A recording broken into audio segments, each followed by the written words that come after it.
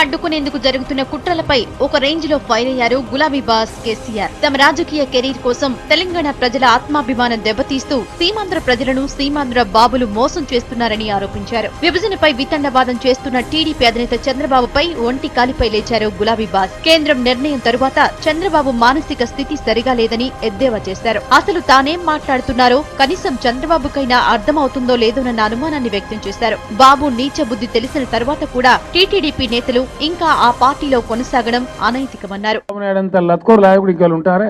ఎన్ని మాటలు మార్చడాయని నాకు అర్థం కాదు. ఎన్ని మాటలు. నేషనల్ మీడియా కూడా ఏదో ప్రాబ్లం వచ్చిందని చెప్పిండ్రు. ముఖ్యంగా తెలంగాణ తెలుగుదేశం నాయకులు సిగ్గుపడాలి.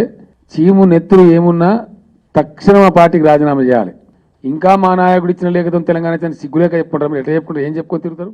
ఇక విభజనపై కేంద్రం నియమించిన మంత్రుల బృందం తయారు చేసిన ముసాయిదా బిల్లుపై తమకు కొన్ని అభ్యంతరాలున్నాయన్నారు టీఆర్ఎస్ అధినేత కేసీఆర్. ఇదే విషయాన్ని ప్రస్తావిస్తూ ఆయన ప్రధానికి లేఖ రాశారు. సీమాంధ్ర ఎంపీల అవిశ్వాస తీర్మానాన్ని లైట్ తీసుకున్నారు కేసీఆర్. ఇదంతా పొలిటికల్ స్టంటే అన్నారు. పొలిటికల్ మైలేజ్ కోసం ఎంపీలు ఆడుతున్న డ్రామాగా అభివర్ణించారు.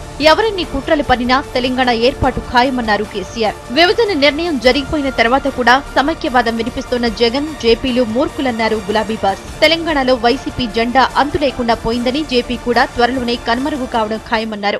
జేపీ కూడా నేను కూడా పక్కా 100% సమైక్యవాదిని, నేను ప్రజల మనిషిని కాదు అని నిరూపణ చేసుకున్నాడు.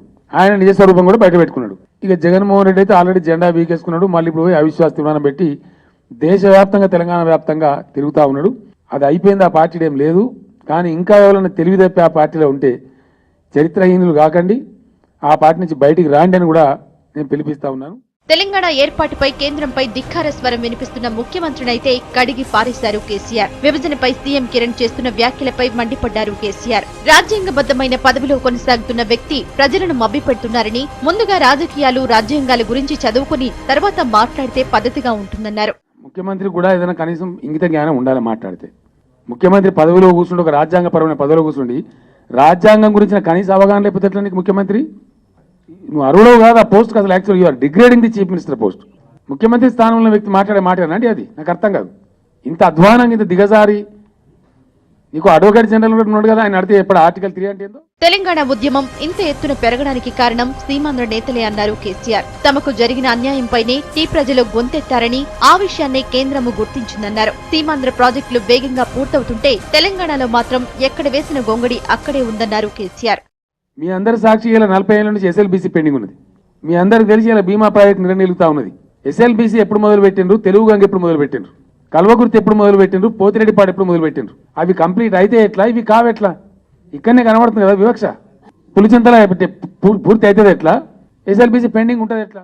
ఎవరెన్ని కుట్రలు పనినా తెలంగాణ ఖాయమని కుండబద్దలు కొట్టారు కేసీఆర్. పదవుల ఆశతో తెలంగాణ నేతలను, ప్రజలను ఇంతకాలం మోసం చేశారని, ఇక మీదట ఇలాంటివి సాగనివ్వమని హెచ్చరించారు.